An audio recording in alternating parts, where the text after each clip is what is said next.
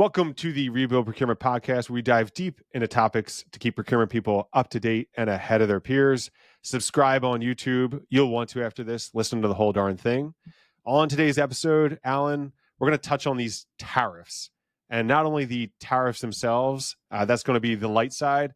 I think we'll go specifically into the background of Mexico and Canada, and then also China as well. So right now, Mexico, 25%. Canada, 25%, China, additional 10%, and we'll dive into that a little bit more.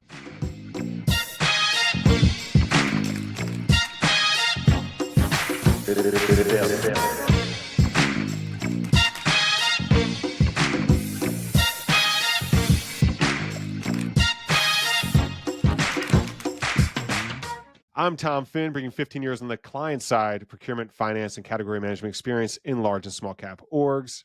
And I'm Alan Veek, a procurement geek on the sell side of the street, and I've assembled a team of superhuman procurement professionals doing managed services at a company that we call Summit. All right, Alan, today we are chatting here. We have a few different things. I guess the first so just quick background. Anyone that hasn't followed the news, if you're in procurement, you're kind of missing out because right now it's going a little wild, given the potential tariffs that Trump and his administration are saying specifically at first they'll levy on Canada 25%, Mexico 25%, and China additional 10%. Seems like yesterday, we're recording on Tuesday the 4th, but yesterday Trudeau, Canada's president, as well as Mexico's president, they both said we work something out, get an extra month. Trump's still obviously pushing hard for certain things to happen, but that got us to thinking and chatting, Alan, just about prior trade wars, and then also going into some background here about just some of the relationships that we've had with Mexico, Canada, and China. So I think first, it'd probably be good to just jump into some of this trade war stuff, because I think you and I both, trade wars happen. I mean, air quotes wars, right? But like tariffing other countries to get what you want happen. But it's interesting some of the ones that have taken place over the years.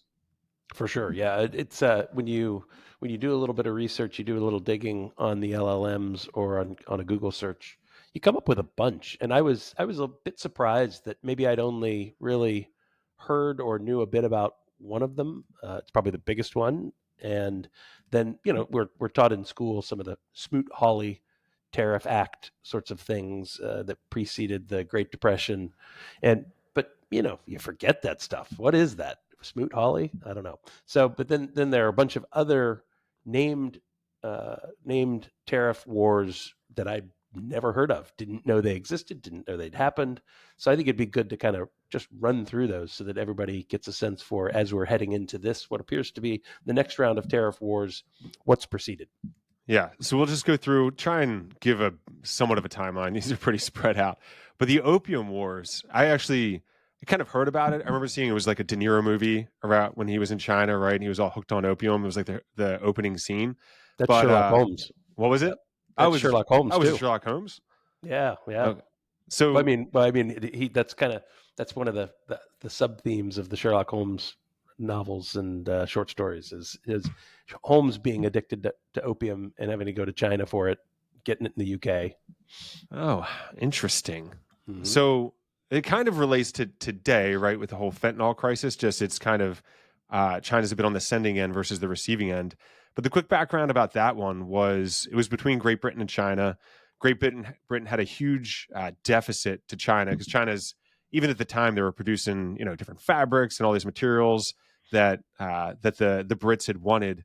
And what England did to kind of get the trade deficit back to net was started shipping a bunch of opium to China, and essentially in a way just waging war on that population because they all, like, a lot of people got addicted.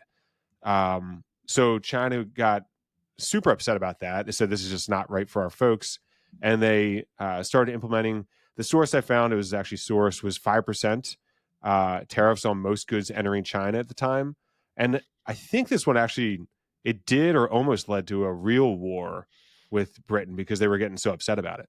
Yeah, I think it did lead to a bit of shooting. I think there was actual conflict involved.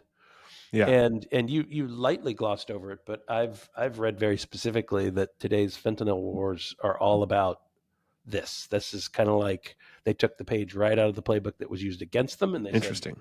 tit for tat. Yeah. So this is I mean, it is a big issue. I mean, everyone can read on fentanyl.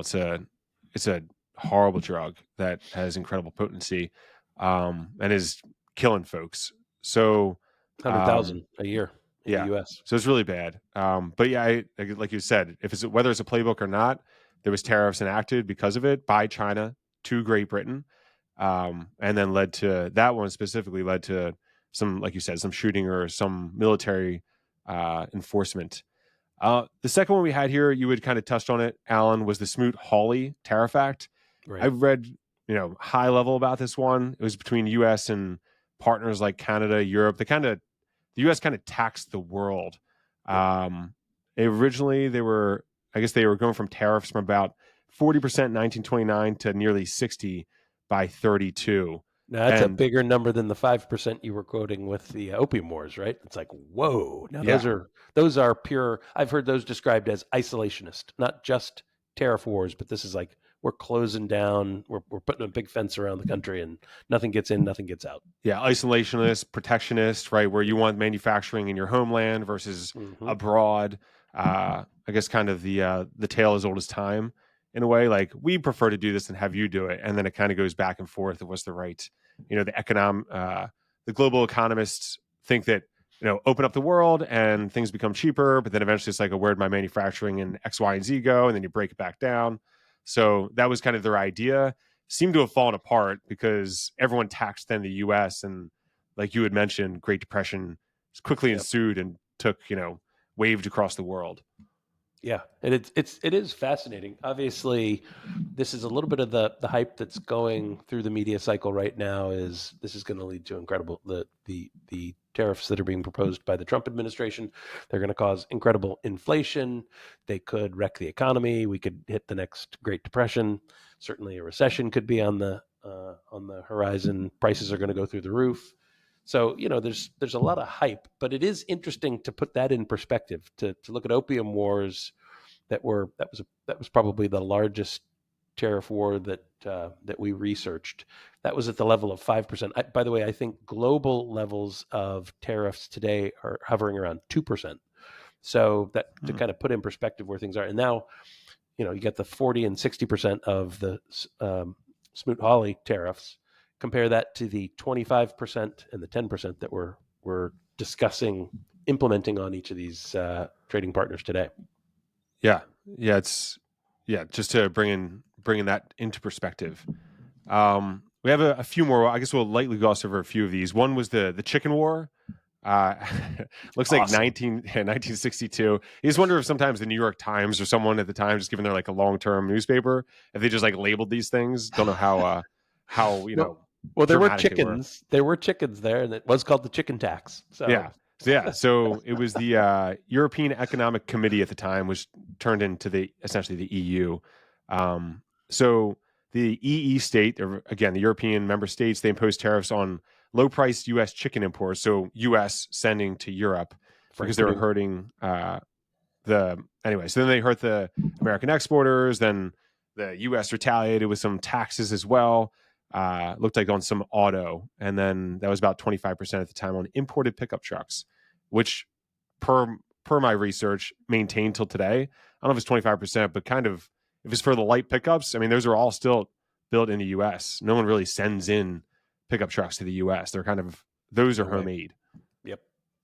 And then just another one here that we had food related was the banana war from the 1990s to the 2000s. This is the EU versus the United States and other LATAM countries, where the EU was giving preferential tariffs or to bananas from their former colonies in African Caribbean, and then that disadvantaged American-owned producers in LATAM.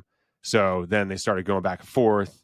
It was like 100% tax at one point on some EU goods, including luxury items, all over bananas. And the U.S. feeling that the Britain was favoring their former colonies versus the Americas.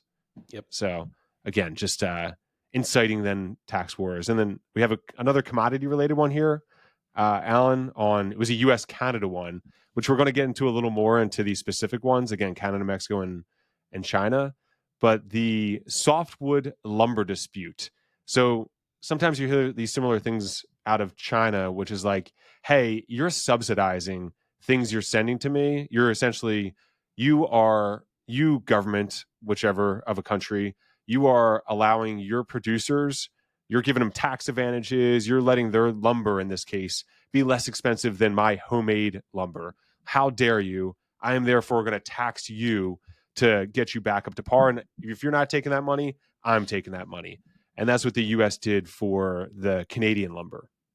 Yep, that's right. And I think that's probably one of the bigger commodity items that's at dispute today in today's current proposed tariff wars that have been called off for 30 days to cool off a bit. But yeah, the two biggest commodity items I believe in the current tariff dispute are softwood lumber and oil. And oil's already been taken off the table. So it really comes down to probably the lumber being one of the bigger ones that's going to affect the relations between our two countries. Yeah, Canada has vast forests and vast amounts of oil, specifically in the oil sands. So they do send a lot of oil down to us. Alan, I'll take this next one for Japan, then you can take the final one there. But the U.S. Japan, so this is like the 70s and 80s, where Japan, essentially now the U.S. kind of looks at China as, all right, you're kind of encroaching on our number one position here. Japan did the same back in the 70s and 80s. They were high tech. They were shooting for the stars, making big bets and cashing them in. So the U.S. at the time, so especially with, I mean, this kind of takes place until today with Japanese exports of cars, their electronics, it was semiconductors at the time. The U.S. had big deficits and, again, came into a call for protectionism. So the U.S. had threatened 100% tariffs on selected electronics like TVs and semiconductors unless they opened up their markets. So I guess at the time, Alan, I wasn't as familiar with this, but Japan was they were insular and just sending out. Yep. Yeah. So kind of They're similar still today. Insular. They just stopped sending out. Yeah. They have Samsung. They have a few. But and then just these, just with the high tariffs, they led to just that back and forth disputes, but was big at the time. Then just Japan eventually kind of went through, whatever the term was during the 90s where they kind of flattened out, where they had no growth, and it's kind of continued to today. Yeah. For basically almost 50 years. And by the way, that's a little bit of a foreshadowing of, I think, when we start to talk about where China is. Basically, if I were to put a big headline summary on it, the big belief is China is the next Japan on steroids times 100. Meaning what, though? Meaning we were so worried. We were engaged in these trade wars. It's actually it's arguable that the trade wars against Japan in the 80s and early 90s precipitated their decline. And that's a foreshadowing of what we're trying to do with China right now. There is a big, massive decline coming for China, and we're gonna COVID that sucker. We're gonna speed it up. We're gonna say, yeah, it might have taken 10 or 12 years. We're gonna see if we can do it in 5 or 4. Yes, current administration life cycle. That's right. Yeah. So I mean, then that kind of is the present day one, right? With the China trade war, which I guess we can get into a little bit more after going through some of these. So you think, Alan, how about we go through? So we have the 3 countries. We have Canada, Mexico, and China. Is maybe we kind of do it. Let's go Mexico Easiest first. to hardest. I was going to go easiest to hardest. Why don't you start with Canada? Okay, Canada, the good old boys up north. Yep, our neighbors, friendly neighbors to the north. Yeah, I don't know if I've ever met an inconsiderate Canadian. I've worked with a few, but I think what we want to do here, Alan, we kind of want to just give some background about the relationship that the countries have with the U.S. and how they've grown over time. Because a lot of just the recollection goes with, all right, there was this thing NAFTA, and then it changed to something else under Trump, but it's kind of the same. And USMCA. yeah, and is it And okay, so it's been free trade for a long time. So what was it before? So we kind of want to touch in on what was it before. So there was, I guess, for Canada, they're British colonized, and they also had their French piece. But really, I think we want to start within the 1930s to 60s. They were quite protectionist themselves. Those being the Canadians. So the 30s, like we had already touched on, you had the Great Depression and the Smoot-Hawley. So with that, they were kind of just doing their own thing during that time. Also, given Smoot-Hawley, U.S. protecting themselves, Canada was doing a similar thing where they were trying to protect themselves.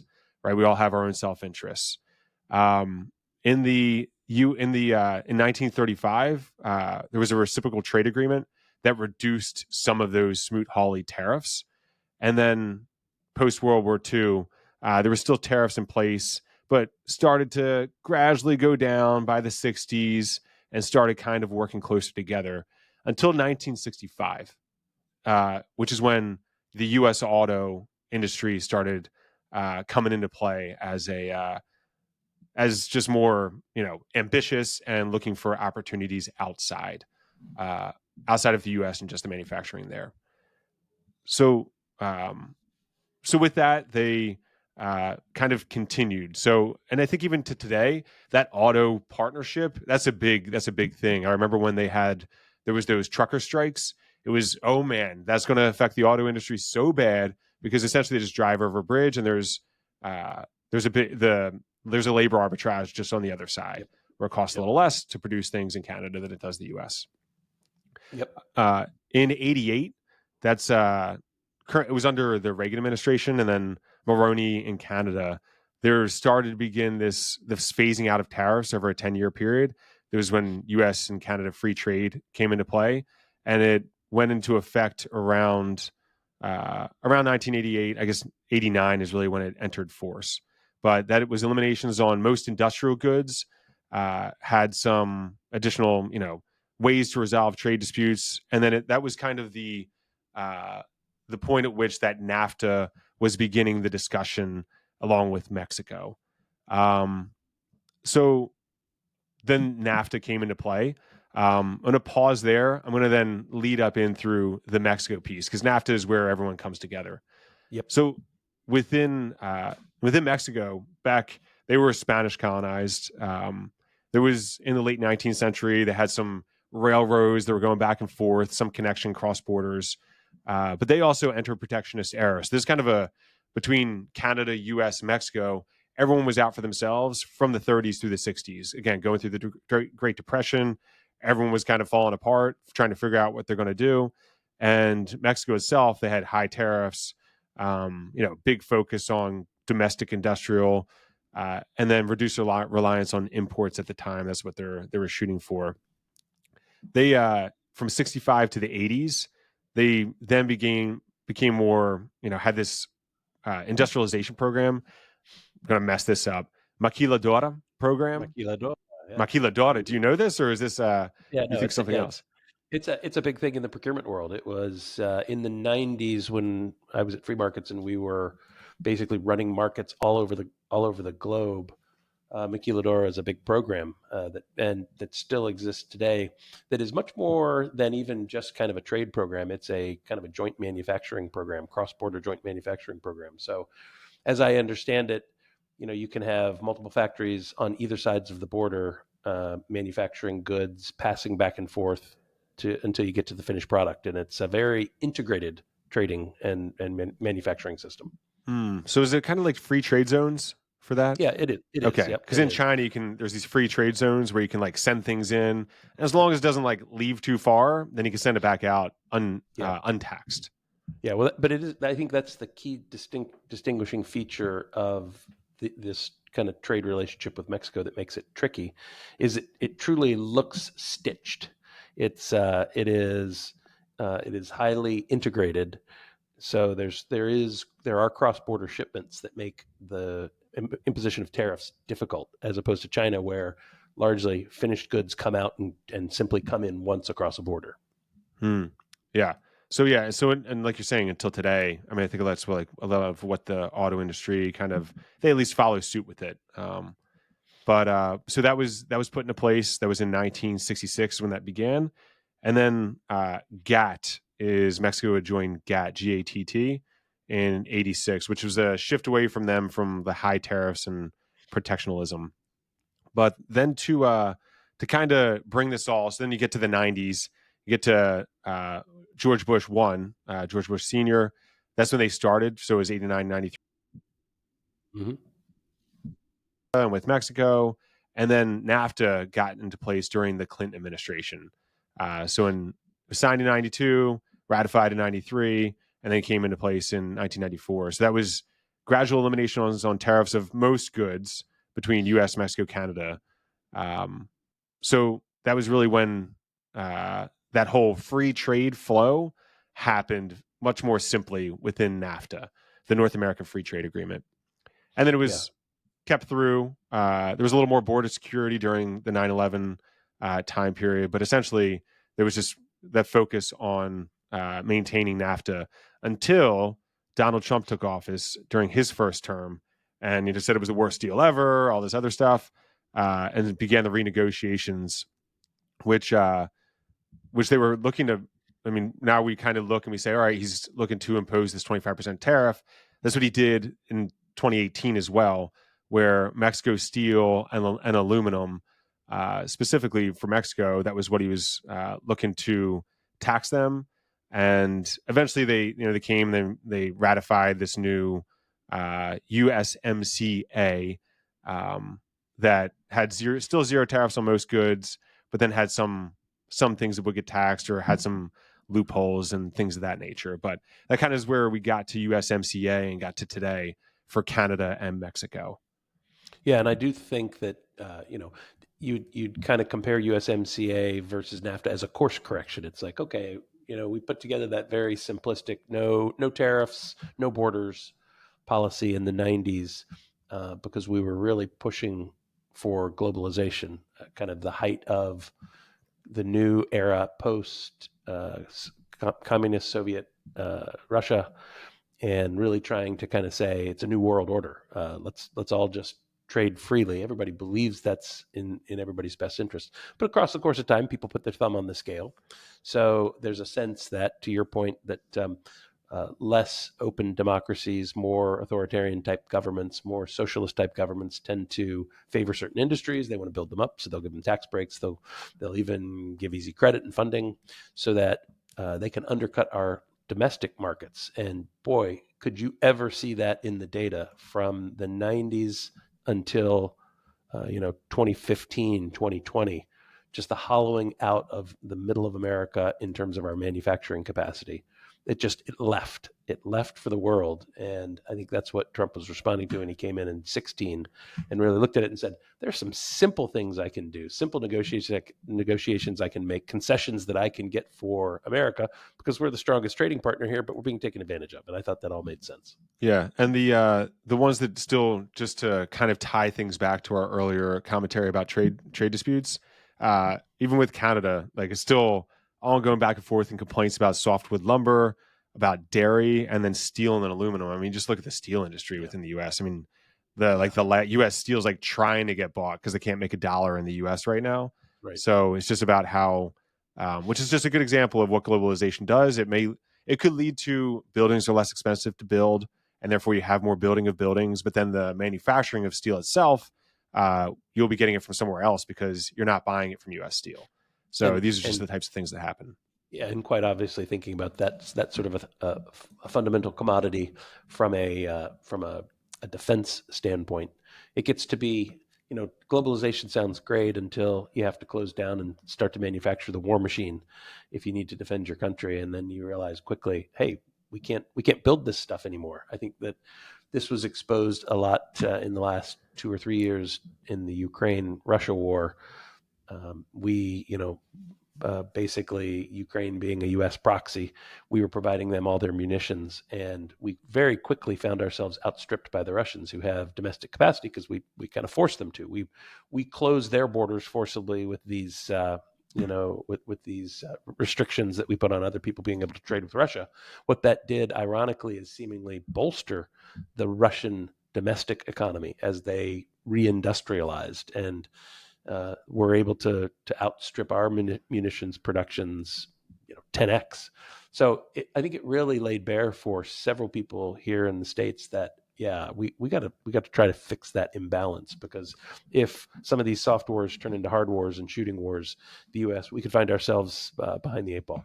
Yeah, I never knew how to really internalize it completely. I mean, I grew up working in manufacturing companies, ones that were still here, so it's like oil, plastics, ag chem, things of that nature. Yep.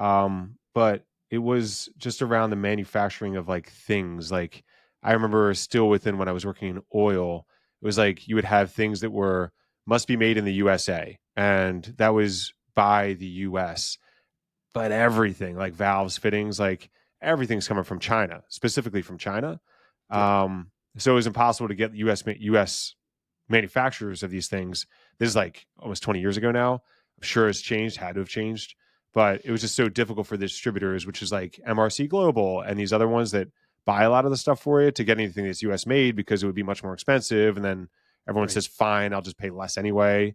Let me route around that. But just the hollowing out of America, I was able to not, fortunately, I wasn't hollowed out myself, but I was just like always imagining with the US becoming such more of a service industry that, or a service country, that like, what will it do long term? And I was never able to really completely understand until you start seeing things happen. You're like, oh man, like, yeah, it's true. Right. Like the COVID masks, right? Like, everyone was like, I need Bingo. a mask. And it's like, I can't get them, but you have Too to bad. wear them. You can't get them. And then people were sewing at home. Right. Yep.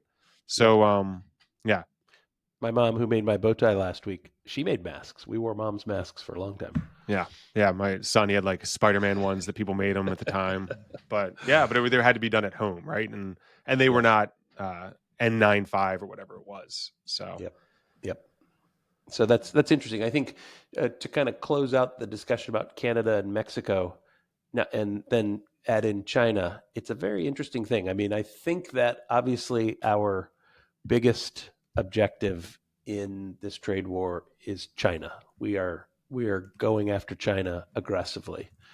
I think Mexico gets swept in. There certainly are issues there. There are geopolitical issues there. They've grown their trade with us massively. I think it was 500 billion last year in trade with Mexico, and that helps their economy. We obviously have some political things we expect them to do. Fentanyl's pouring in across their border. It's coming from China, but through our southern border by and large, and as is immigrant labor, illegal immigrant labor. And I think the goal is, hey, let's get that under control. And you remember Trump famously promising that Mexico would pay for it. And I think this is kind of the way he's saying we're going to make them pay for it with tariffs. And you saw it didn't take but 24 hours in discussions with both Trudeau in Canada and Sheinbaum in Mexico that they both the leaders of those countries committed to shutting down the border, adding additional troops on the order of tens of thousands of troops at the border, and coming up with plans to interdict fentanyl before it made it across. yeah. But I think those, like, I look at it and everything I read and everything, it may be kind of gut level obvious to a bunch of people. The trade war with Canada is a bit silly. I mean, they are truly our friendly neighbor to the north. We're antagonizing a bit, but my sense is we throw that in there just to make China feel good. Like, hey, it's not just you. We're going after everybody. But Canada, I think, is going to come off best in this trade war. It's going to be pretty minor. I think they are window dressing for the bigger war. Mexico is serious. We're looking to achieve some political objectives, and I think those will largely be achieved, the ones that I just spoke about. But China, this is the hot trade war. This is the one that I think we've really got our sights focused on. So, it's fun to think about. It's interesting to think about how it's been in my lifetime that this hollowing out of America's manufacturing capacity and it really largely moving to China has happened. And it's happened for a bunch of, probably noble reasons. But what we find, all these things are cyclical. And we've been too long, likely too long and too far towards pushing globalization. We probably need to draw it back just a bit so that we do pay attention to some of our domestic issues. And I've heard that this China trade war is really the beginning of what is going to be a reindustrialization of America. So you could use the the tariff profits, you really do generate cash. The government generates cash for tariffs. You could use that to build this reindustrialization program in the United States. So I think that we're in for probably at least 4 years of that and more, depending upon how long this administration and friendly administrations follow it. So, a real big shift to make sure that we put manufacturing back onshore, especially for the most important commodities and the most important categories of defensive like spend. But I think just in general, revitalize the parts of the country that have been the middle class that's been hollowed out by a lot of the shifting of these, good paying middle class jobs overseas. So I think that's kind of as a backdrop. That's what I think we're trying to achieve overall with these tariffs. Is we're going after China. We're using Canada as window dressing, and we're gonna take Mexico and get some political objectives achieved there. But I think, in the end, I mentioned it before. I think the overall objective of the current administration is to speed up the collapse of China, which I believe is happening. It started initially demographically, and their demographic collapse is tremendous. So just within the last year or two, there are now more people over the age of 50 than there are under the age of 50 in China. And that's not a decelerating trend. That's an accelerating trend. Yeah, it's Because young 500 million people plus maybe 6 at this point. Yes. So the reason why manufacturing can look so good in China right now is they still have those workers of that age, but they don't have the next phalanx of workers to come through. So the prediction of the decline of China to happen within the next 10 to 20 years is, I think, a pretty solid one. And if you look at the history of China, largely what's happened is this pendulum swing between centralized control in a strong dynasty, strong ruling dynasty, and then devolution of power back out to the regions. That happens in every country, I think. It's kind of like the federal, in the U.S., the federal model versus the states model. There's a pendulum swing that happens all the time. Right now, obviously, China's kind of at the peak, or maybe just over the peak of centralized control. And you can start to see some cracks. If we thought the inflation situation was bad here, the money printing situation was bad in the United States, again, multiply it by 100. That's what China's got. They've got unused real estate. They've got overvalued real estate. They've got so many bubbles that are puffing up. And once one pops, you're probably going to see this incredible cascade of popping bubbles in China that's going to lead to political instability, likely civil strife, and then a complete collapse of their ability to produce goods for any other country. So it's a little bit of it's an interesting thing. It's in our own best interests to bring manufacturing, to reindustrialize, bring manufacturing back on shore in the U.S. But in many cases, the way you should think about it is, no, you're not going to have a choice. Those places where you went to get those valves and fittings, Tom, which you need for domestic production, all of a sudden you're not going to be able to get them anymore in 10 years. What are you going to do? Well, you don't turn those manufacturing facilities onshore on immediately. It takes time. So that's why this notion of hopefully the bigger minds inside the current administration are thinking about a big strategic plan for reindustrialization. And I could see that happening at the J.D. Vance level, who obviously, his rise in fame and popularity and seniority in the administration happened. He kind of got his start with Hillbilly Elegy, the book. I don't know if you had a chance to read that, Tom. I never read it, but I understand his background. Yeah, you understand his background. He grew up in one of those towns in Ohio that was hollowed out. And so he knows it viscerally firsthand, and he's made it one of his big priorities to talk about and think about and legislate on behalf of. So it wouldn't surprise me if somebody like J.D. Vance was tasked with, hey, the reindustrialization of America, that's your job. You take that. You're the czar of that. You come up with a plan. And then, a plan has to be super comprehensive, because what does it take to reindustrialize America? It takes probably 2 or 3 big things. You've got to first think about where you're going to reindustrialize. You got to outfit our electrical grid to be able to handle it, because the electrical grid currently isn't capable of handling it. And not only that, a big chunk of the electrical goods go into AI, which is not going to slow down. So you got to think about the And manufacturing charging of industrial. electric cars, if you believe that's going to continue to take off, right? Like It's only going to continue. That's only going to continue to electric grow. robots, all these things, they're not going to be running around with gas packs on, right? So That's right. But then you also have to look at the U.S. labor force and say, you know, statistically, numbers aside, what you believe or what you don't believe, at 4% unemployment, where are you going to get all these manufacturing workers? So we have to think about where we're going to get the labor source. So there's a huge plan it's probably a decade or two long plan that needs to be put in place for the reindustrialization of America. So I think what we're seeing back to the China tariffs, I think what we're seeing is this escalation. So we were talking about the history of trade wars. The trade war with China properly started in the 20 teens at some point in time, and it has been a tit for tat that's growing. One side places tariffs on a set of goods, the other side retaliates. We saw that just last night at midnight when the 10% tariffs went on the goods that we intended them for. China immediately retaliated with their own set of tariffs on U.S. goods. So it's an interesting thing, and I think the goal of this policy by the Trump administration is to speed the collapse of China.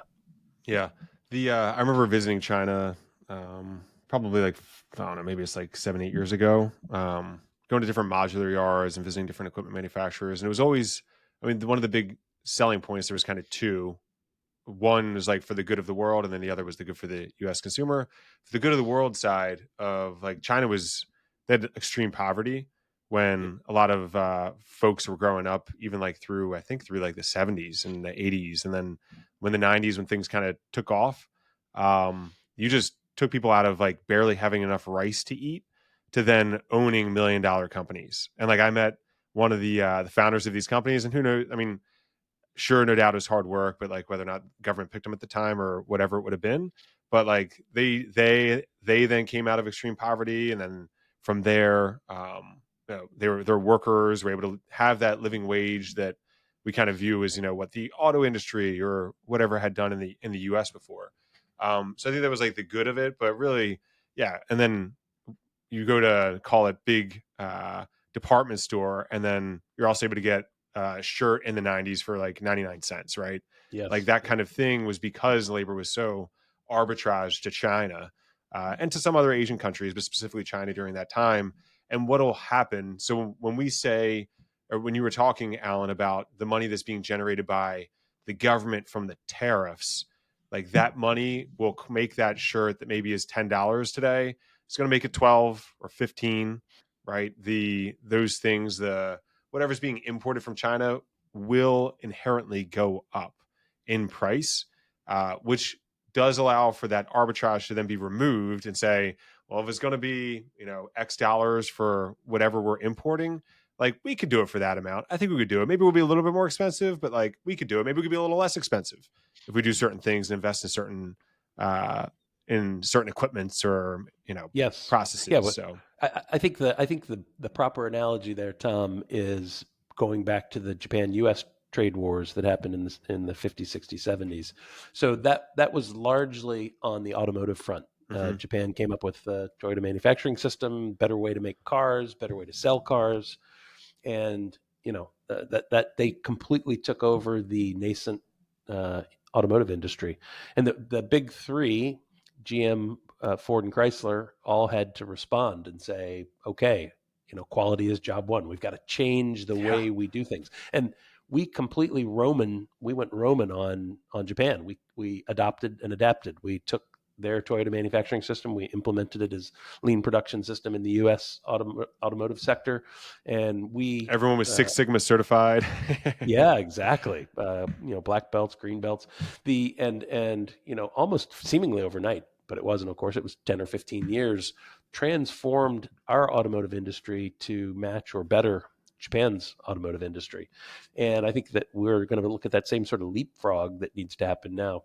We had old legacy manufacturing in the U.S. that largely came up through the industrialization phase of America, the initial industrialization phase that happened post-Civil War. And now it's going to get a revamp because we've let it die, and now we get to build the leapfrog system, the better than China system. Yeah, like amazing point, because I would go to some like yards here in the U.S. or equipment manufacturers. I call it the three I would look at and have comparables to. You have your U.S. ones, and then just places we were building in LATAM, and then China. And you go to LATAM, and it's like, man, you guys aren't even really safe in certain places. Some places, perfect. And then those are the ones we would work with. But then the others is like more local, kind of. Maybe didn't have the U.S. type of processes in place, which do cost money, by the way, for good, especially when it's for safety. But they do cost money.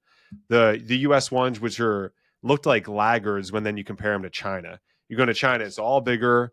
Not all, but they looked much newer. The systems they implemented automated. Yep. Yeah, glistening and automated. Yeah, it was much more automated. They're, the ability to track things within the industrial sector, right? This isn't Amazon. This is like industrial sector was much better. Like huge, enormous, like just ginormous places, like right on shipping lanes and waterways. That's right. Like perfectly set up where you would want them. But I agree, if the U.S. Is like new and has kind of state of the art things, that state of the art does assist with things being less expensive as well. Yeah, for sure. Yeah. And look at, I think you brought up Amazon. That's a great example of what we can envision the future reindustrialization of America looking like. America still has it. We got the smartest, the most creative and inventive minds in the entire world. And we're very competitive, right? The Americans are like kind of too competitive at times, but not, right? Like the world would think that, but we don't feel that way. We feel it's like the right level of competitiveness. We kind of back off for certain things, but we don't like to lose, which is, I don't know. but Amazon, I think, paints that picture. The Amazon's just a distribution company today for the most part. They get all a big chunk of their manufacturing from China.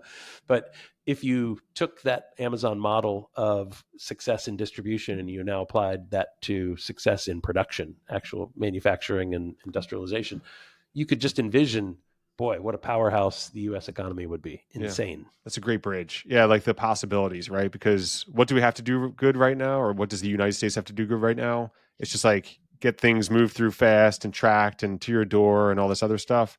But yeah, if you go one step back, hey, could you, just right behind me, manufacturing company, before I get it, I could kind of do what you do. And maybe given all this other stuff that's happening in the tech industry and, the way we build stuff differently, maybe I could build to suit that new stuff. And we'll touch this again each week because it's going to be interesting to see what happens in this 30-day cooling down period between Mexico and Canada versus China. My short prediction here on show number 1 of kind of a T0 here is Canada. You're not going to hear much about. It's going to be easy. They're going through an election cycle. They don't want to deal with this. Mexico, it's going to be a little more protracted, but we're going to see political gains on the U.S. side. And then China, it's going to be tit for tat for quite some time, years likely, and it's only going to get hotter and warmer and more blustery. That's my prediction. Yeah, I think I follow suit with that. I want to push back on them, but I think that feels right. Yeah, that's right. All right. Well, on behalf of your humble hosts here at Rebuild Procurement Podcast, we are Tom, the Eagle Finn. Go, fly, Eagles, fly. That's this Sunday, the Super Bowl. And I'm your Pope of Procurement, Alan Veek, hoping you will make this a powerful and productive week in procurement. Bye-bye. Bye-bye. Thanks for joining us on the Rebuild Procurement Podcast. Like and subscribe on YouTube, Apple, Spotify, or wherever you get your podcasts to stay up to date on the latest procurement content.